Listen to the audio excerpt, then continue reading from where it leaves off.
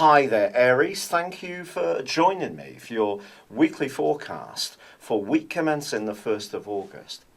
If you cast your mind back to the middle, perhaps late part of May, it may have felt that things have not really been evolving quite as quickly as you would like.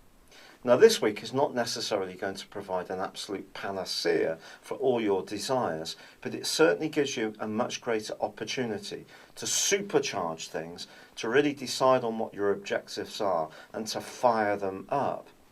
Part of this comes from the fact that there's a fabulous new moon on Tuesday, which angles brilliantly with the planet of structure, Saturn. Anything that's important to you in terms of your self-expression but has been well planned or researched has a great chance of enduring for the longer term. So, therefore, anything to do with growth.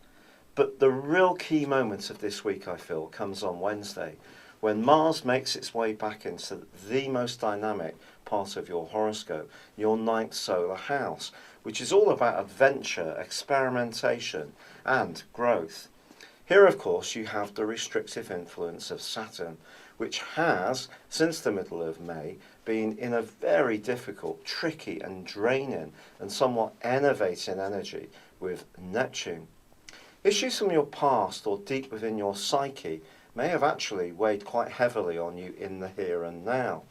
But I think Mars re-emerging into this part of your scope gives you an opportunity from now until the end of September to really get much more on the front foot, to be much more decisive in the way that you usually like to be. Now, Mars was in your sign earlier this year, if you cast your mind back, through March and right through to the end of May. It was in the sign of Sagittarius, but unfortunately from the middle of April it was tracking backwards. If you are someone who's a natural risk taker, which can be the case for some Aries people, this may have been just doled off a little bit. Now I feel that you can really feel much more enlivened and in the mood to push the boundaries a little bit more. Not in a foolhardy way, but in a way which sees you open to new experiences and just basically wanting to be much more on the front foot in a way which makes you feel excited, alive, and really revitalised by your prospects. Now, it is true that Mercury is going to be clashing with Neptune in the latter part of this week, and details are going to be important to your progress. Don't try to take any shortcuts around these because it may not work out well for you. And also, Venus moves on the last day of this week into the more practical energies of Virgo. If you're in a live-in relationship, it would be a good time to review the share of domestic chores between you and your partner.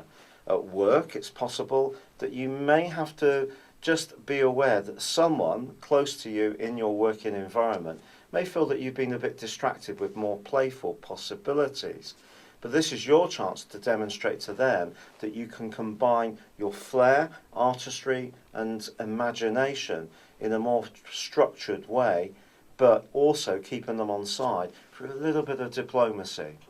It's been a real pleasure being with you, Aries. Thank you for joining me. Good luck and goodbye for now.